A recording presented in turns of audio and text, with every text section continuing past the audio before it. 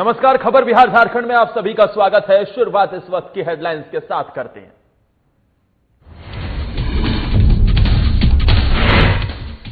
दूसरे देशों में फंसे प्रवासियों को देश में लाने की कवायद शुरू। वंदे भारत मिशन के तहत कतर के दोहा से 146 भारतीयों को लेकर फ्लाइट पहुंची गया, जिसमें 5 झारखंड और बाकी बिहार के रहने वाले यात्री। कोरोना संक्रमण की वजह से जारी लॉकडाउन के बीच मनाया जा रहा ईद का त्योहार। हर साल की तरह धूमधाम से नहीं मनाई जा रही ईद। मुस्लिम धर्मावलंबियों ने अपने घरों में ही अदा की ईद की नमाज। यात्रियों से भरी पहली फ्लाइट आज 2 घंटे लेट पहुंची पटना एयरपोर्ट। मुंबई से सीधे उड़ान भरकर पटना पहुंचे यात्री। करीब 2 महीनों से लॉकडाउन में फंसे रहने के बाद यात्री पहुंचे अपने घर। और गोपालगंज में माले नेता जेपी यादव के घर हुई अंधाधुंध फायरिंग। माता पिता की हुई घटनास्थल पर मौत। जेपी यादव अस्पताल में भर्ती, जबकि भाई की इलाज के दौरान हुई मौत।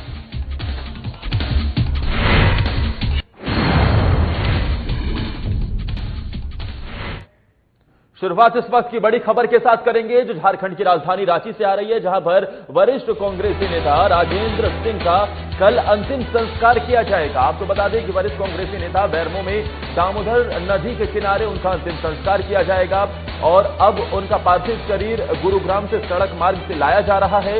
बेरमो में ही उन्हें श्रद्धांजलि दी जाएगी, ये भी जानकारी फिलहाल मिल रही है।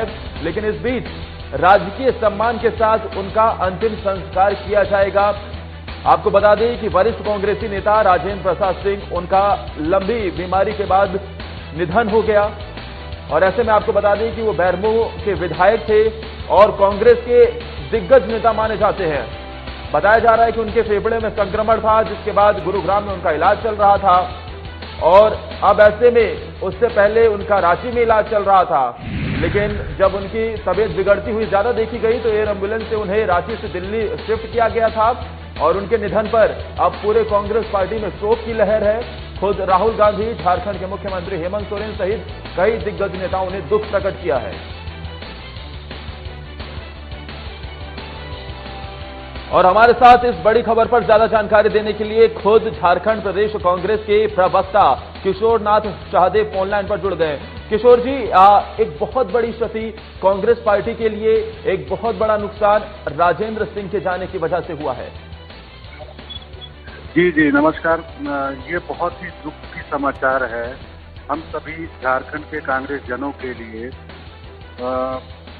ना सिर्फ झारखंड बल्कि एकीकृत बिहार के समय से एक अद्भुत व्यक्तित्व के धनी आदरणीय राजेंद्र प्रसाद सिंह जी, जिन्होंने 6 बार विधानसभा का प्रतिनिधित्व किया और मजदूर गरीब तबके के लोग के मसीहा के रूप में उनको लोग जानते थे। वो इंटक से जुड़े हुए थे और मजदूरों की हक के लिए बहुत ही लंबी लड़ाई उन्होंने लड़ी, लोगों को हक दिलाया। साथ ही साथ कांग्रेस के विभिन्न पदों में विधायक दल के नेता रहे और कांग्रेस पार्टी को एकजुटता के साथ आगे बढ़ाने में उनका महत्वपूर्ण भूमिका था। जब झारखंड अलग राज्य का निर्माण होना था, वो बिहार में सरकार में ऊर्जा मंत्री के रूप में थे। वहां से उन्होंने इस्तीफा देकर झारखंड अलग राज्य का निर्माण कराने में महत्वपूर्ण भूमिका अदा की और आज तमाम कांग्रेस जनों के वो छोड़ करके चले गए। अभी प्रदेश कांग्रेस के मुख्यालय में हमारे प्रदेश कांग्रेस कमेटी के अध्यक्ष डॉक्टर रामेश्वर उरांव जी के नेतृत्व में यहाँ एक शोक सभा का आयोजन किया गया, जिसमें माननीय मंत्री कृषि बादल पत्रलेख जी, माननीय सांसद धीरज प्रसाद साहू जी सहित कई गण्यमान्य लोग जो कांग्रेस के सीनियर लोग हैं वो उपस्थित हुए थे, जिन्होंने उन्हें भावभीनी श्रद्धा सुमन दी। और वो अभी उनका पार्थिव शरीर जो है वो सड़क मार्ग के द्वारा लाया जा रहा है, रास्ते में है। वो सीधे उनके निवास स्थान बेरमो ढोरी जाएगा, जहां कल उनका अंतिम संस्कार करगली दामोदर नदी के घाट के किनारे में कल पूर्वाह्न 11 साढ़े 11 बजे किया जाएगा। किशोर जी, इस बीच क्योंकि भारी क्षति कांग्रेस पार्टी को न सिर्फ पहुंची है, बल्कि जिस तरीके से आप बता रहे हैं कि मजदूरों के मसीहा उन्हें माना जाता था, ऐसे में तमाम उनके चाहने वालों, तमाम उनके प्रशंसक, पार्टी के कार्यकर्ता, सभी को एक बहुत बड़ा ये झटका लगा है। लेकिन इस बीच क्योंकि लॉकडाउन भी है और सोशल डिस्टेंसिंग का पालन भी करना है, तो क्या उनके पार्थिव शरीर के दर्शन उन कार्यकर्ताओं को, उन नेताओं को मिल पाएंगे जो उनके चाहने वाले हैं, जिनके लिए एक बहुत बड़ी क्षति इस बीच हुई है? देखिए, जैसे सामान्य दिनों की तरह तो नहीं होगी, क्योंकि केंद्रीय गृह मंत्रालय के कई गाइडलाइन हैं। इन सब चीजों को लेकर के भी गाइडलाइन है। जो हमारी जानकारी में है कि कमीशन में 20 लोगों की अनुमति होती है और पता नहीं, लेकिन जब उनको लाया जाएगा तो जो गाइडलाइन है उसका पूरी तरह से पालन करते हुए लोग अंतिम दर्शन करेंगे, सोशल डिस्टेंसिंग को मेंटेन करते हुए। आज भी जो सभा का यहाँ आयोजन किया गया, उसमें इन बातों का ख्याल पूरी तरह से रखा गया कि किसी भी तरह से लॉकडाउन और उसके गाइडलाइन का वायलेशन ना हो। लेकिन फिर भी जैसा सामान्य दिनों में जो लोग जितने आ पाते, जितने उनको चाहने वाले लोग आ पाते, वो तो नहीं आ पाएंगे। ये तो तय सी बात है, क्योंकि परमिशन लेना, आना जाना, दूसरे जिलों से मूवमेंट में बंदी है। फिर भी जो लोग हैं स्थानीय तौर पर और वो लोग तो जरूर सम्मिलित होंगे। और हम लोगों ने स्पष्ट तौर पर ये आग्रह और आवेदन किया है, लोगों से निवेदन हम लोगों ने किया है कि जो गाइडलाइन है उसकी पूरी तरह से पालन हो। और चूंकि बहुत ही लोकप्रिय व्यक्तित्व थे वो, तो कई लोग चाहते हैं कि उनका अंतिम दर्शन करें और साथ ही साथ उनके जो होने हैं क्रिमेशन उसमें भाग लें। लेकिन ये चूंकि बंदिश है, इसीलिए सब संभव हो पाए ऐसा संभव नहीं लगता है। चलिए, शुक्रिया किशोरनाथ जी हमारे साथ जुड़ने के लिए। और जिस तरीके से आपने बताया कि एक बहुत बड़ी क्षति पहुंची है, लेकिन लॉकडाउन के नियमों का भी पालन करते हुए जो भी चीज होगी वो किया जाएगा। जो भी स्टेप गाइडलाइन गृह मंत्रालय की तरफ से जारी की गई है, उसी के लिहाज से सब चीजों को देखते हुए उन्हें श्रद्धांजलि दी जा रही है। और इस बीच उनका पार्थिव शरीर सड़क मार्ग से गुरुग्राम से लाया जा रहा है। बैरमो में उन्हें कल श्रद्धांजलि दी जाएगी, कल उनका अंतिम संस्कार किया जाएगा। वहीं कोरोना संक्रमण के कारण जारी लॉकडाउन के बीच जहां सारे पर्वों का रंग फीका पड़ गया, तो वहीं आज ईद का पर्व भी हर साल की तरह धूमधाम से नहीं मन पाया है। मुस्लिम धर्मावलंबियों ने अपने घरों में ही ईद की नमाज अदा की है। देश में जारी लॉकडाउन की वजह से इस ईद में नमाज ईदगाहों में अदा नहीं की जा सकी। अपने परिवार के साथ ईद की नमाज अदा करने के बाद सभी लोग गाइडलाइन का पालन करते हुए इस त्योहार को सादगी और सौम्यता से मना रहे हैं।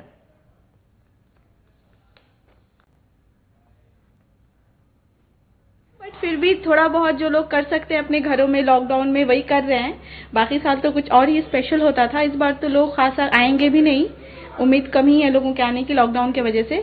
बट जो भी है, जितने रिसोर्सेज हैं उसी में लोग अपना एंजॉय कर रहे हैं, अपने फैमिली के साथ ही घर में रह के तरीके से जो होता है।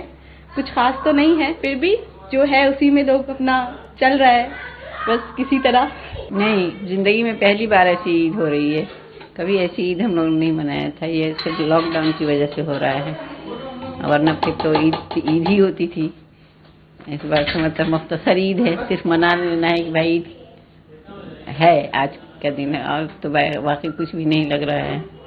बस अपने ही घर में हैं, खिड़की से झाँक रहे हैं, बालकनी में खड़े हैं, लोग भी आ रहे हैं तो देख रहे हैं भाई एक आध दो सड़क पे जा रहे हैं, वैसे तो कोई है नहीं, तो इसलिए बहुत फीकी ईद है।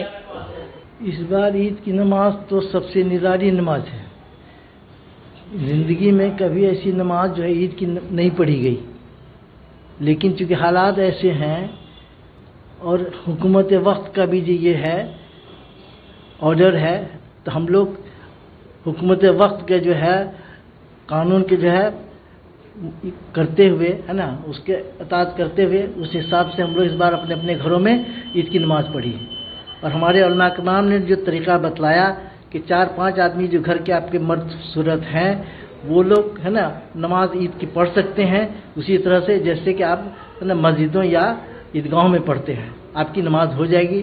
चुनांचे हम लोगों ने उसी तरह से अपने बाल बच्चों के साथ है ना 4, 5, 6 आदमी मिलकर के हम लोगों ने जो घर के लोग अफराद थे उन लोगों ने मिलकर हम लोगों ने ईद की नमाज अदा की। कोरोना का असर इस बार ईद पर भी पड़ा है। इस बीच एक बड़ी खबर लातेहार से आ रही है, जहां जिला वासियों के लिए एक राहत भरी खबर, और ये इस लिहाज से क्योंकि सदर अस्पताल में अब ट्रू नेट मशीन से शुरू होगी कोविड-19 की जांच, और इसी के चलते अब जांच का दायरा बढ़ता हुआ नजर आएगा। क्योंकि पहले जिस तरीके से जांच के लिए दूसरे जिलों में भेजा जा रहा था, जो मुख्य अस्पताल है वहां पर जांच के लिए भेजा जा रहा था, लेकिन अब जिस तरीके से तेजी से संक्रमण फैलता हुआ नजर आ रहा है, और इसी के तहत अब कि जांच का दायरा बढ़ सके, कोरोना संक्रमण को फैलने से रोका जा सके, इसीलिए अब लातेहार में सदर अस्पताल में ट्रूनेट मशीन से कोविड-19 की जांच शुरू हो सकेगी। 1 घंटे में अब कोविड-19 की जांच रिपोर्ट भी निकलकर सामने आ जाएगी, जिससे कि अगर उसमें पॉजिटिव पाया गया, कोरोना का संक्रमण पाया गया, तो उसके बाद उसे आगे रेफर किया जाएगा, आगे की कार्रवाई होगी। लेकिन इस बीच अब लातेहार के जो जिलावासी हैं उनकी जांच वहीं पर हो सके, इस लिहाज से ट्रू नेट मशीन शुरू की गई है। Civil surgeon doctor SP Sharma ने इसकी खुद जानकारी दी है। हमारे साथ लातेहार के संवाददाता गोपी कुमार फोनलाइन पर जुड़ गए।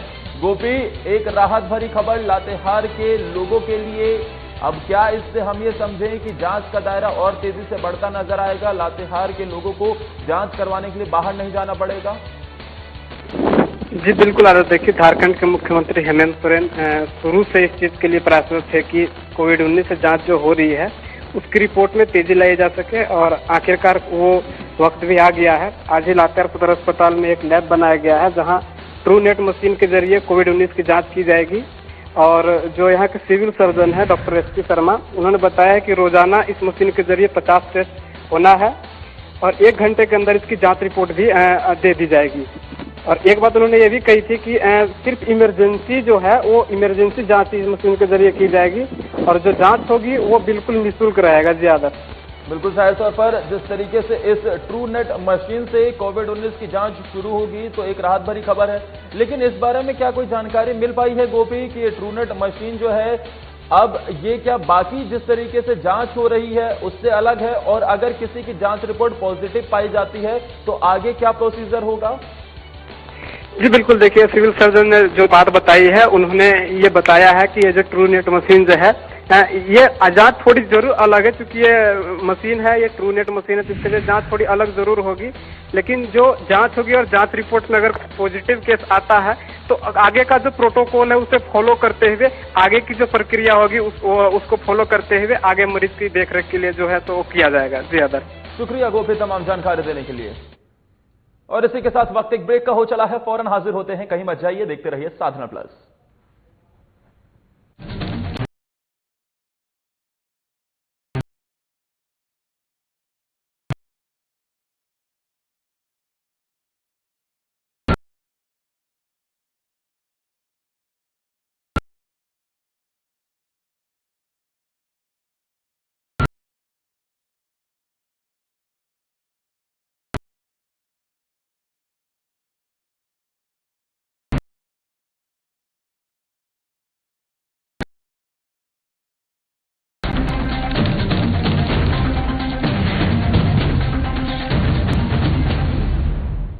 ब्रेक के बाद आपको इस बीच बिहार में कोरोना का अपडेट बता देते हैं। बिहार में लगातार तेजी से संक्रमण फैलता हुआ नजर आ रहा है, और ऐसे में अब कोरोना पॉजिटिव मरीजों की संख्या में एक बार फिर से इजाफा हुआ है।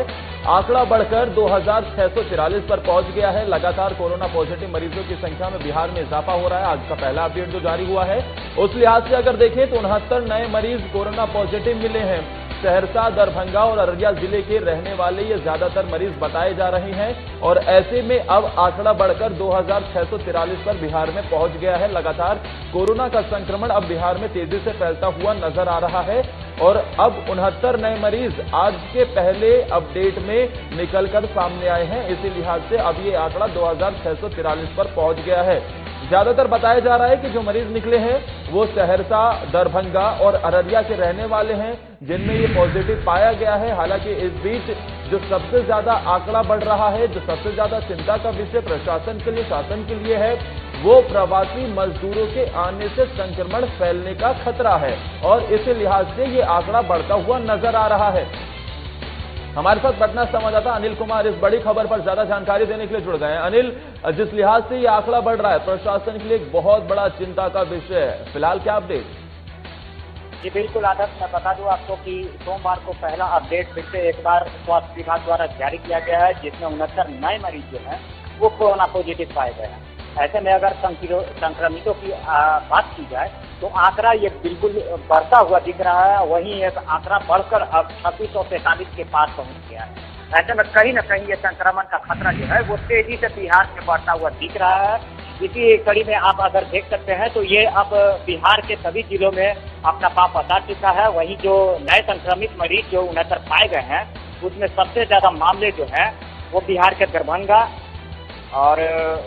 दरभंगा से पॉजिटिव पाए गए हैं, अररिया से और अन्य कई जिलों से ये कोरोना पॉजिटिव जो है पूरे 69 जो है वो पाए गए हैं। ऐसे में कहीं न कहीं प्रवासी मजदूरों का जो लगातार बिहार में आना हुआ है, इस वजह से भी एक वजह को माना जा सकता है कि संक्रमण का संख्या जो है वो तेजी से बढ़ता हुआ बिहार में अब अपना रफ्तार जो है वो धीरे धीरे बढ़ाता जा रहा है। जी आदर्श। अनिल, इसके साथ ही फिलहाल ठीक होने वालों का आंकड़ा क्या कह रहा है? कितनी मौत बिहार में हुई है? साथ ही सबसे ज्यादा जिले कौन से कोरोना से प्रभावित हैं? आदर्श, मैं बता दूं कि अब तक में अगर संक्रमित के ठीक होने की अगर बात की जाए तो यहाँ पर 700 के लगभग का आंकड़ा जो है वो पहुंच चुका है, जो कि संक्रमण से बिल्कुल मुक्त होकर अपने घर जा सके हैं। वहीं अगर बता दें आपको कि इसमें इस संक्रमण से मरने वालों की तो लगभग 13 लोग जो है अब तक में इस संक्रमण से मृत्यु हो चुकी है। वहीं अगर बात की जाए यहाँ पे व्यवस्थाओं की तो लगातार जो है वहाँ पर प्रवासी मजदूरों का आना और यहाँ क्वारंटीन में रहना व्यवस्थाओं सरकार के द्वारा जो किए जा रहे इंतजाम है वो बिल्कुल मुकम्मल तरीके से किया जा रहा है। वहीं जिलों में जो बढ़ने का संक्रमण है वो सबसे ज्यादा अगर बात की जाए तो वो पटना जिला राजधानी होते हुए यहाँ भी संक्रमण का आंकड़ा जो है वो तेजी से बढ़ता हुआ दिखाई दे। इसके अलावा सहरसा, रोहतास, सासाराम, मुंगेर, बाकी कई जिले ऐसे हैं जहाँ पे संक्रमण का आंकड़ा तेजी से बढ़ता हुआ नजर आ रहा है। जी आदर्श। शुक्रिया अनिल, तमाम जानकारी देने के लिए आपका, और आप लगातार इस अपडेट पर नजर भी बनाए रखिएगा।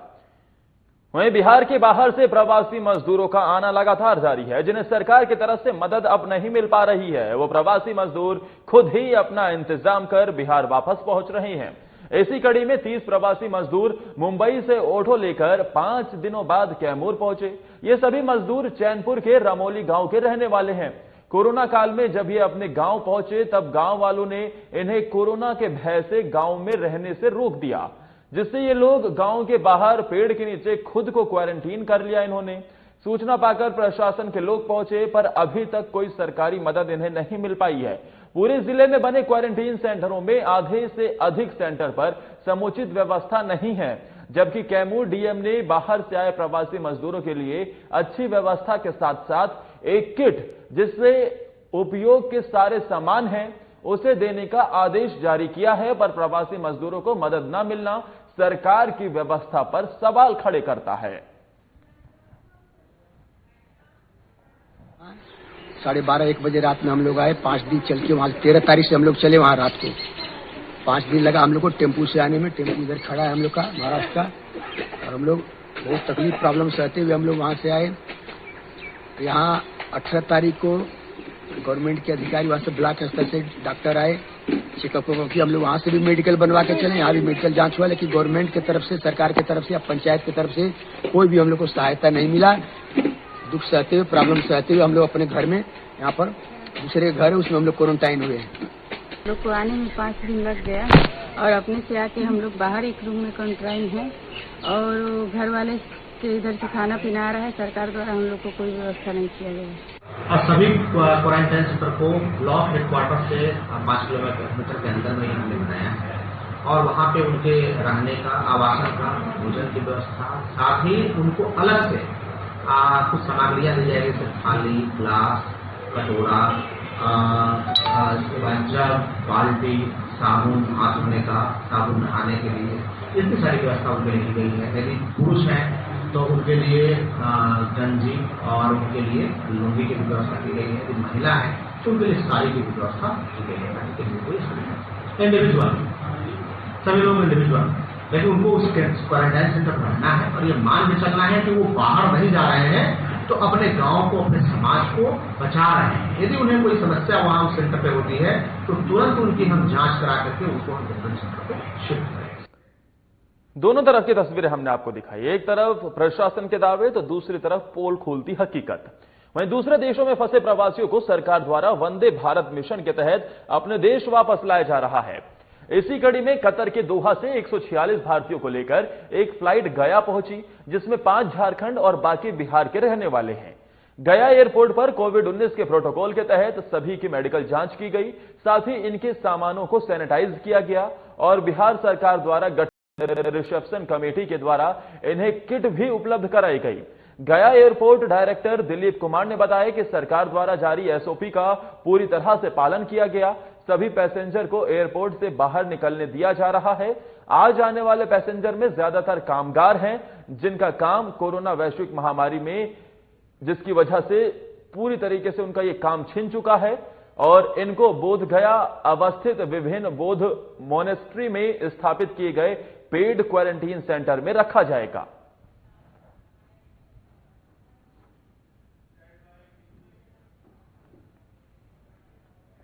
वहीं कोरोना महामारी को लेकर जहां देश भर में लॉकडाउन है, तो वहीं सामाजिक दूरी बनाकर ही इसके संक्रमण से बचा जा सकता है। ऐसे में ईद की रौनक फीकी पड़ती दिख रही है। सभी मुस्लिम भाई बहनों ने अपने घरों में ही ईद की नमाज अदा की और घर पर ही बगैर एक दूसरे से गले मिले ईद की बधाई और शुभकामनाएं भी दी। कोरोना ने जहां ईद के त्योहार को बेरंग कर दिया, लेकिन लोगों के हौसले को नहीं तोड़ पाई। लोगों ने कोरोना रूपी खौफ को अपने हौसले के आगे हावी नहीं होने दिया और हर्षोल्लास के साथ लोग अपने घरों में ईद मनाते दिख रहे हैं। वहीं बच्चों ने भी लोगों को पैगाम दिया कि लोग सोशल डिस्टेंसिंग का पालन करें और हमेशा अपने हाथ साबुन से धोते रहें, साथ ही मास्क का भी उपयोग करें। तो है, लेकिन चूंकि इस वक्त पूरे दुनिया इस कोरोना वायरस से परेशान है और हमारे बड़े जो हैं उलमा इकराम ने हम लोगों को हुक्म दिया है, जिनके हम लोग हिदायत का पालन करते हैं कि नमाज जो ये मस्जिदों और ईदगाहों के बजाय अपने घरों में नमाज पढ़ें, नमाज अदा करें। और अगर ईद की नमाज जो लोग नहीं पढ़ पा रहे हैं तो उनको नफिल नमाज जो चाहती हो तो इसकी भी इजाज़त दी गई है। तो हम लोगों ने अल्हम्दुलिल्लाह ईद की नमाज अपने घरों में अदा की है और हम तमाम लोगों से ये अपील करते हैं कि इस वक्त मुल्क की जो हालात है, पूरी दुनिया में लोग परेशान हैं, उसके लिए तमाम लोग जो है इस मौके पे दुआ करें अल्लाह ताला से कि हम लोगों को आफियत का मामला हो। और जाहिर सी बात है कि ईद का पर्व है, बच्चे थोड़े से मायूस हैं। कोरोना बीमारी के चलते हम लोग इस बार अपने अपने घरों में ईद मना रहे हैं और सबसे अपील है कि अपने अपने घरों में ईद मनाएं और सेफ रहें और जब तक कोरोना बीमारी खत्म ना हो अपने अपने घरों में सेफ रहें और अपने अपने हाथों को साबुन या सैनिटाइजर से 10-15 मिनट में धोते रहें और अपना मास्क पहन के बाहर निकले, बड़ों का पालन करें, बड़ों की बात का पालन करें। छोटे मुंह से इतनी बड़ी अपील, लोगों को अब समझना होगा कि कोरोना से बचाव के लिए सोशल डिस्टेंसिंग और इन सब चीजों को करना कितना जरूरी है। इसी के साथ इस बुलेटिन में फिलहाल के लिए मेरे साथ इतना ही। आप देखते रहिए साधना प्लस।